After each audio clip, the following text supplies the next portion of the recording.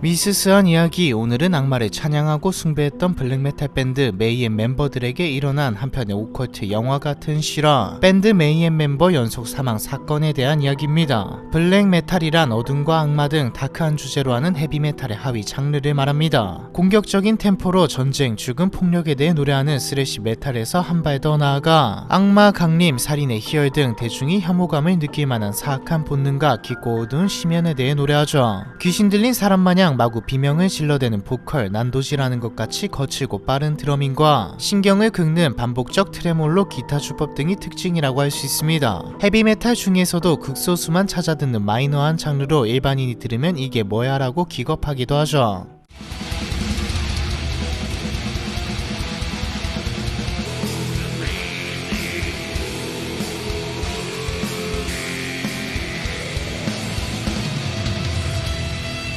블랙메탈의 역사는 그리 깊지 않습니다. 1980년대 초중반 활동한 베놈, 바소리, 헤레머, 캐틱, 프로스트 등의 여러 스래시 메탈 밴드의 영향을 받아 1980년대 후반부터 사상적으로나 음악적으로 더 극단적인 성격의 밴드들이 출연하게 되었죠. 그중 하나가 블랙메탈의 시초이자 레전드로 불리는 또 오늘의 주제인 노르웨이의 블랙메탈 밴드 메이엠입니다. 눈 덮인 피오르드와 초록빛 대자연이 떠오르는 북유럽의 대표 복지국가 노르웨이에서 세상에서 가장 공격적이며 엽기적인 음악이 시작됐다는 것도 아이러니라고 할 수 있겠네요. 1984년 노르웨이 오슬로에 살던 10대 청소년 유로니무스는 평소 즐겨 듣던 베놈과 캐틱 프로스트의 곡들을 카피하는 스쿨 밴드를 결성했습니다. 이름은 베놈의 곡 메이움 위드 멀시에서 따 메이엠이라고 지었죠. 메이엠은 결성 1년 만에 마을에서 주최하는 음악 경연대회에 출전하기도 했습니다. 마을 사람들은 팬더처럼 까만 눈화장을 하고 격렬하게 헤드뱅잉을 하며 저주와 욕설을 퍼붓는 메이엠을 보고 그대로 얼어붙어 버렸죠. 메이엠은 그런 사람들 앞에서 바지를 내리고 맨 엉덩이를 드러내며 저세상 퍼포먼스를 선보였습니다. 결과는 당연하게도 꼴등. 하지만 멤버들은 어차피 사람들에게 엿먹이기 위해 출전했던 것이니 우승한 것과 다름없다고 생각했죠. 이후 유로니무스는 부모님의 지원으로 레이블을 설립하고 1986년에는 데모 앨범 퓨어 퍼킹 아마겟돈 100장, 1987년에는 EP 앨범 데스 크러쉬를 천장 한정으로 발매했습니다. 이 과정에서 드럼과 보컬이 밴드를 이탈해 새로운 멤버를 구하게 되죠. 스웨덴에서 모비드라는 밴드의 리더 겸 보컬을 맡고 있던 데드와 세션 뮤지션으로 활동하고 있던 드러머 헬레머가 팀에 합류하게 됩니다. 1988년 밴드의 새로운 프론트맨이 된 데드는 스웨덴 락신에서 인기가 꽤 높았던 보컬이었죠. 데드는 레코드 가게에서 친해진 친구들과 함께 모비드라는 이름의 데스메탈 밴드를 결성한 뒤 작곡 및 작사, 데뷔 앨범 자켓까지 직접 그리며 밴드 활동에 전념하다가 밴드의 메인 기타리스트였던 멤버가 탈퇴하게 되자 크게 낙심해 밴드를 탈퇴해버린 상태였습니다. 아버지의 권유로 예술대학 입시를 준비하던 중 1988년 메탈 잡지에 실린 메이엠의 멤버 구인 광고를 보고 지원하게 된 것이었죠. 당시 메이엠의 베이시스트였던 네크로 부처가 회상하길 데드는 자신의 노래가 녹음된 데모 테이프, 팀 활동에 대한 상세 아이디어가 빼곡하게 적힌 편지, 십자가에 못 박힌 쥐가 들어있는 작은 소포를 보내며 밴드에 합류하고 싶다는 뜻을 내비쳤다고 합니다. 데드의 패키지에 깊은 감명을 받은 멤버들은 두 팔 벌려 합류를 환영했고요. 다만 극도로 내성적이고 우울한 타입이라 친하게 지내는 동료나 지인은 거의 없었습니다. 특이한 건 활동명을 데드라고 지었을 정도로 시체에 병적인 집착을 보였다는 것이죠. 데드는 침대맡에 죽은 거위를 쌓아두거나 장례식 공지가 인쇄된 티셔츠를 입고 다녔으며 얼굴에 페인트를 펴발라 흑백으로 화장을 해서 시체처럼 보이게 만들었죠. 데드가 선보인 콥스 페인팅은 훗날 블랙메탈 장르를 하는 밴드의 비주얼 특성으로 자리 잡게 되었습니다. 데드는 단순히 겉만 시체처럼 꾸미는 게 아니었습니다. 진짜 시체와 같은 이미지를 완성하기 위해 무대 의상을 무덤에 파묻어 충분히 무덤 냄새가 배도록 한 다음 콘서트 전날 다시 판에서 꺼내 입고는 했죠. 그것도 모자라 멤버들에게 자신의 땅에 묻어달라고 부탁하기도 했습니다. 한 번은 투어 중 어디선가 죽은 까마귀 시체를 주어 비닐봉지에 담아온 적이 있었는데 소중하게 들고 다니면서 무대에 오르기 직전에 코를 쳐박고 썩은 까마귀 시체 냄새를 맡기도 했죠. 코에 죽음의 악취가 충분히 스며든 상태에서 노래를 부르기 위해서였다고 합니다. 제일 위험한 것은 무대에서 노래를 부르는 동안 스스로 몸에 상처를 냈다는 것이죠. 데드가 이토록 어둡고 기괴한 성격을 형성하게 된 것은 어린 시절의 영향이 컸습니다.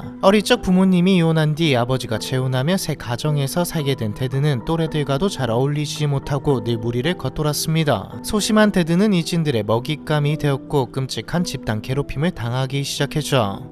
얻어맞아서 입술 언저리에는 늘 피딱지가 붙어있었고 우유나 흙탕물을 온몸에 뒤집어 쓰고 하교할 때가 많았습니다. 10살 무렵 복부를 잘못 맞았다가 내장이 파열된 적도 있었는데 어린 테드는 어른들에게 이 사실을 알리지 못하고 스케이트를 타다가 넘어졌다고 둘러대죠. 그러다 13살의 어느 날 참다 못한 테드가 평소 자신을 괴롭히던 일진들에게 반항했다가 보복으로 집단 린치를 당하는 사건이 발생합니다. 척추가 골절되고 내장이 파열되는 심각한 부상을 입은 테드는 엄청난 고통을 참으며 집으로 향했고 도착하자마자 정신을 잃고 쓰러졌죠. 새어머니는 테드를 들쳐업고 급히 병원으로 향했지만 이미 의식불명 상태로 회생 가능성은 낮아 보였습니다. 의료진이 가족들에게 장례 준비를 해야 할 것 같다고 말할 정도였죠. 그런데 테드가 기적적으로 깨어납니다. 그리고 이상한 이야기를 하기 시작했죠. 저는 사후 세계에 갔다 왔어요. 그곳은 너무나 끔찍하고 또 아름다웠어요. 그곳에 계속 머무르고 싶었어요. 현실 세계 따위 돌아오고 싶지 않았어요. 테드는 의식불명 상태로 있는 동안 자신이 저승에 갔다 왔다고 믿었습니다. 자신이 목격한 저승에 완전히 매료되어 그때부터 공포영화와 헤비메탈에 심취하게 되었죠. 10대 시절 내내 키스, 아이언메이든, 메탈리카, 베놈, 소돔, 바소리 등 락 그룹들을 좋아했으며 특히 바소리의 음악에 깊이 빠져들었습니다. 취향은 갈수록 더 다크해졌고 메이엠에 합류하면서 블랙메탈 밴드의 보컬리스트가 된 것이죠. 1990년 2월 3일 메이엠은 노르웨이 예스에임의 한 라이브홀에서 역사적인 첫 공연을 올렸습니다. 유로니무스는 아는 도축업자를 통해 잘린 돼지머리를 구해서 무대 위에 꽂아두고 기괴한 무대를 연출했죠. 그런데 테드가 첫 번째 무대가 시작되자마자 돼지머리를 뽑아 관객에게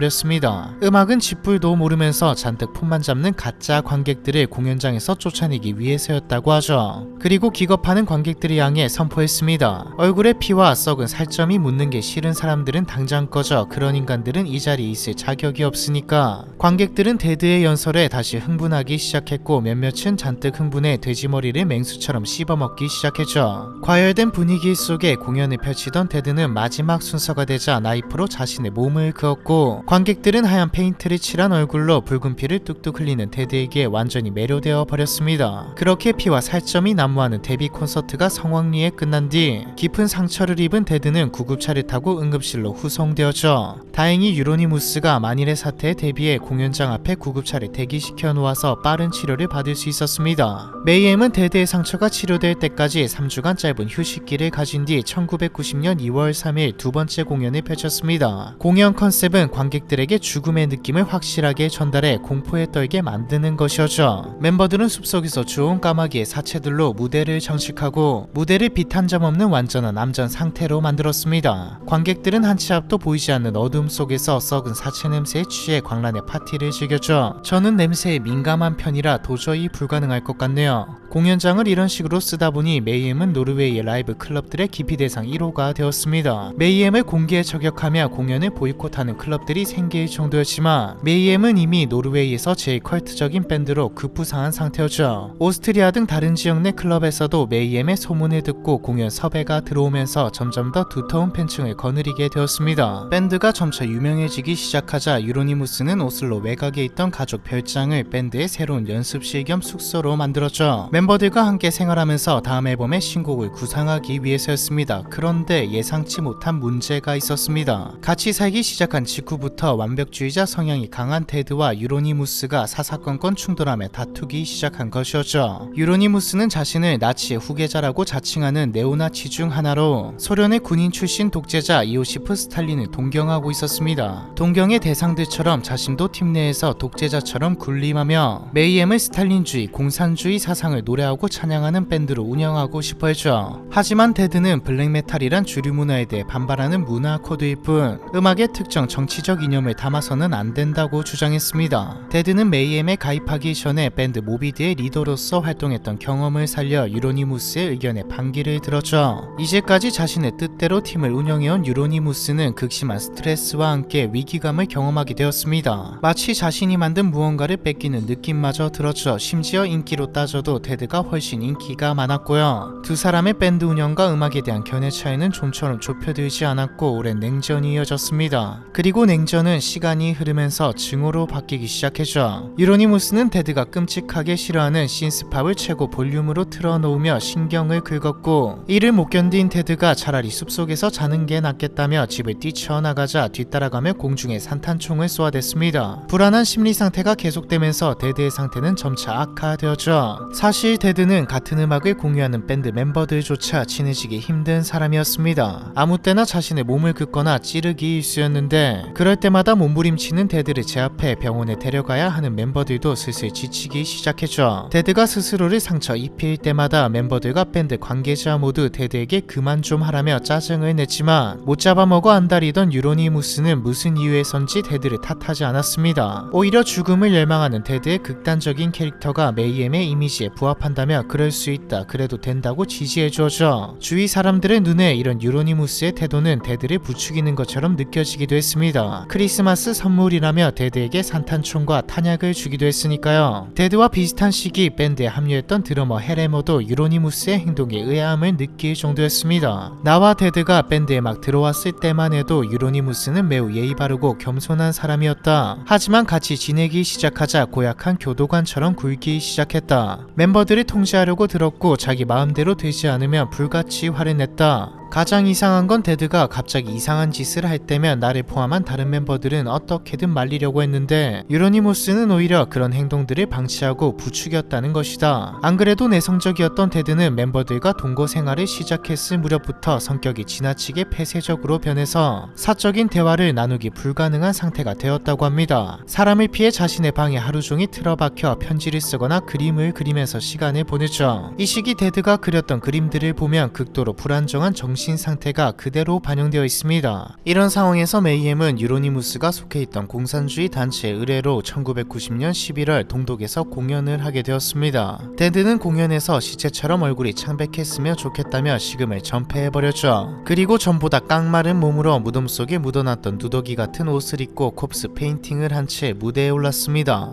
유로니무스와 테드는 더 이상 대화를 하지 않았으며 특히 유로니무스는 테드를 아예 보이지 않는 사람으로 취급했죠. 동독 투어 무렵 이미 두 사람의 관계는 친구나 동료라고 부를 수 없을 정도로 악화된 상태였습니다. 동독에서의 공연을 마친 이후 메이엠은 1990년 12월 터키 이즈미르에서 한 차례 더 무대에 올랐습니다. 이쯤 테드는 극심한 영양실조에 시달리고 있었고 코피가 멈추지 않아 코에 거즈를 넣은 채 늘 무력하게 기대 있었다고 하죠. 과다 출혈로 얼굴은 핏기 없이 질려 있었고 온몸에 상처와 흉터가 남아있어 깨끗한 부위를 찾아보기 힘들 정도였습니다. 메이엠을 데뷔 때부터 지켜봐온 터키 출신 공연기획자 아르칸에 따르면 테드는 무슨 문제가 있냐고 물어도 자신의 말에 연신 고개만 끄덕일 뿐 말이 없었으며 펍에 가서도 가만히 맥주를 홀짝일 뿐 속내를 털어놓지 않았다고 하죠. 결국 밴드의 중심축인 테드와 유로니무스의 갈등은 밴드 위기로 이어졌습니다. 네크로버처는 여자친구가 임신을 하면서 각종 아르바이트를 하느라 연습에 잘 나오지 않게 되었고 지지부진한 활동에 실망한 헤레머는 밴드를 탈퇴하고 멤버들과 연락을 끊은 채 다시 세션 활동에 전념하게 되었죠. 유로니무스는 멤버들의 이탈로 정상적인 밴드 활동이 불가능해지자 테드를 남겨둔 채 집을 나가버렸습니다. 그리고 따로 집을 구해 다른 친구들과 함께 블랙메탈 전문 레코드점 개장을 준비하기 시작했죠. 홀로 남겨진 테드는 생활비를 마련하기 위해 오슬로 시내에 나가 메탈 잡지를 바닥에 늘어놓고 팔기 시작했습니다. 몇몇 사람들이 테드를 알아보고 사정을 딱하게 여겨 잡지를 사거나 술이나 식사를 내어주기도 했죠. 이런 생활이 이어지던 1991년 4월 8일 테드는 방문을 걸어 잠그고 몸에 피를 낸 뒤 글을 쓰기 시작했습니다. 피로 더럽혀서 미안합니다. 내 숲에서 죽고 싶다고 생각했습니다. 제가 발견될 때까지 며칠이 걸릴지 모르겠어요. 저는 인간이 아닙니다. 이건 잠깐의 꿈일 뿐이고 저는 꼭 깨어나겠죠. 너무 추워요. 피가 굳고 있는데 칼날은 너무 무디네요. 만약 제가 칼로 죽음에 이르지 못한다면 두개골을 터뜨려 버릴 겁니다. 테드는 마지막으로 이 모든 건 충동적인 선택이 아니며 17년 전부터 생각해온 것이라고 썼죠. 그리고 언젠가 선물로 받았던 산탄총을 관자놀이에 겨두고 그대로 방아쇠를 당겼습니다. 겨우 22세의 나이였죠. 수일 후 유로니무스가 찾아왔을 때 숙소는 인기척 없이 고요했습니다. 데드를 불러보았지만 방문은 굳게 잠겨 있었고 열쇠도 없었기 때문에 열려있는 창문을 통해 들어가야 했죠. 가까스로 방에 들어갔을 때 보인 건 싸늘하게 식은 데드의 시신이었습니다. 미친, 진짜로 해냈잖아. 유로니무스는 깜짝 놀라서 몇 초간 굳어있다가 이해하지 못할 행동을 이어갔습니다. 경찰에 신고하는 대신 인근 상점에 달려가서 일회용 카메라를 사와 데드의 시신을 촬영하기 시작했죠. 촬영을 한 유로니무스는 뼈조각 일부를 챙긴 뒤 그제야 구조대에 신고했습니다. 참고로 유로니무스는 이때 빼돌린 뼈조각으로 목걸이를 여러 개 만들어서 동료 뮤지션들에게 선물했다고 하죠. 구조대를 부른 유로니무스는 곧 연락을 끊고 살던 메이엠의 다른 멤버들에게 연락을 돌렸습니다. 그리고 잔뜩 흥분한 상태로 소식을 전했죠. 데드 녀석이 끝내주는 짓을 해서 진짜로 스스로 목숨을 끊어버렸다고. 내가 그 광경을 모두 사진으로 찍어뒀는데 너도 봐야 해.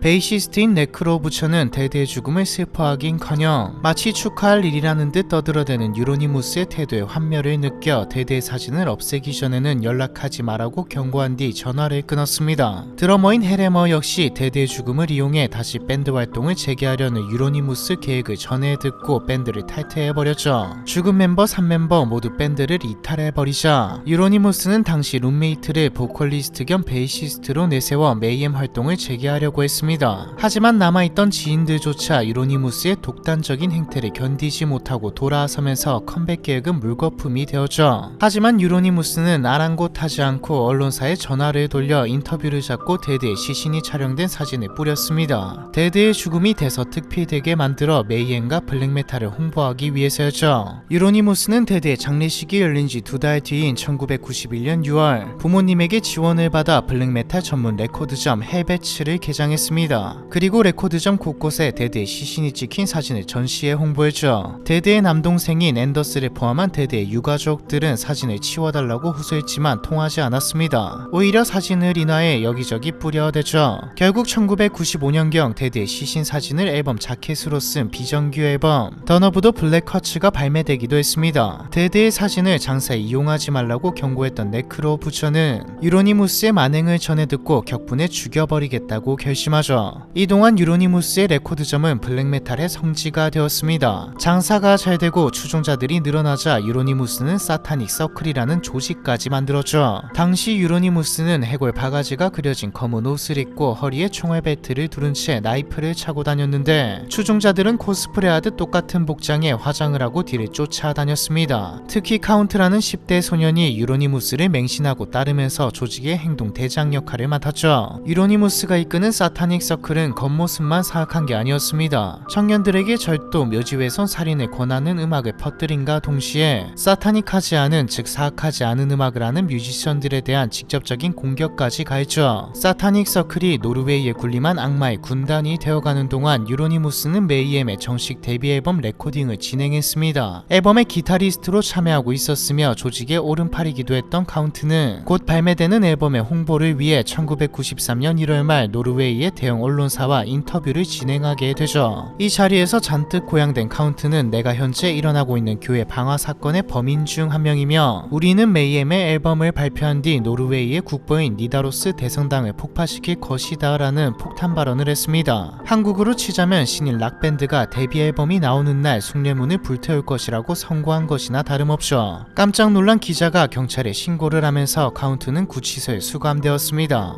카운트는 유로니무스가 자신을 구해줄 것이라고 생각했지만 유로니무스는 편지와 전화 등을 통해 경찰에게 교회 방화 사건에 대해 떠벌린다면 죽여버리겠다고 으름장을 놓았죠. 유로니무스는 일이 더 커지기 전에 수습하려 했지만 때는 이미 늦은 상태였습니다. 노르웨이의 각종 언론사가 사타닉 서클을 취재하기 시작했죠. 당시 노르웨이의 유명 변호사였던 유로니무스의 아버지는 사회를 발칵 뒤집어 놓은 사타닉 서클의 운영자가 아들 유로니무스인 것을 확인하고는 깜짝 놀라 레코드점을 찾아갔습니다. 아버지는 블랙메탈을 그만두라고 설득했으나 유로니무스가 말을 듣지 않자 자신의 손으로 경찰에 신고해버렸죠. 유로니무스는 아버지에게 고발당한 직후 경찰의 눈을 피해 레코드점을 폐쇄한 후 잠적해버렸습니다. 2달여의 시간이 흐른 1993년 3월 카운트가 증거 불충분으로 곧 구치소에서 풀려나게 될 것이란 소식을 들은 유로니무스는 사타닉 서클이 방화했던 교회 중 가장 가장 유명했던 목조교회가 전소된 모습을 앨범 커버로 고른 후 카운트가 소속돼 있던 밴드의 새 앨범을 발매했습니다. 앨범을 산 고객들에게 라이터를 증정하면서 우리 함께 교회를 불태우자라고 선전을 이어가죠. 출소만을 기다리고 있던 카운트는 간수들을 통해 새 앨범 발매 소식과 밖에서 벌어지고 있는 일들에 대해 전해 들었습니다. 동경하던 유로니무스가 자신을 이용해 장사를 하고 있다는 생각을 지울 수 없었죠. 혼란스러워하던 카운트는 유로니무스는 입으로만 메탈 정신에 대해 떠들 뿐 행동으로 보여준 것은 전혀 없는 사이비 교주라고 결론을 내리게 됩니다. 출소한 직후 자신은 겁쟁이 유로니무스와 달리 감옥까지 다녀온 행동파라고 강조하면서 노르웨이 블랙메탈 씬을 이끄는 새로운 리더로 나섰죠. 위기감을 느낀 유로니무스는 살해 협박까지 했고요. 카운트는 지인을 통해 유로니무스의 위치를 파악했습니다. 그리고 몸으로 행동하는 행동파답게 1993년 8월 10일 새벽 3시 유로니무스의 집으로 쳐들어가 살해해버렸죠. 블랙메탈의 아이콘이었던 유로니무스는 25세의 나이로 사망했고 20세라는 어린 나이에 살인자가 된 카운트는 살인, 방화, 강도 등의 혐의로 유기징역 최고형량인 징역 21년을 선고받았습니다. 유로니무스의 사망 소식을 접한 베이시스트인 네크로 부처는 내 손으로 죽이려 했는데 그 전에 카운트가 끝내버렸다며 허탈한 심정을 고백했죠. 드러머였던 헤레머는 네크로 부처와 매니악 등 전 멤버들을 설득해 메이엠을 재결성했고 멤버 탈퇴와 합류를 반복하며 현재까지 꾸준하게 활동을 이어가는 중입니다. 밴드의 주축이었던 두 멤버 중 한 명은 스스로 쓸쓸하게, 한 명은 한때 가장 믿고 따랐던 추종자의 손에 잔혹하게 목숨을 잃으면서 비극적인 전설로 남겨진 블랙메탈 밴드 메이엠의 이야기, 이번 편은 여기까지입니다.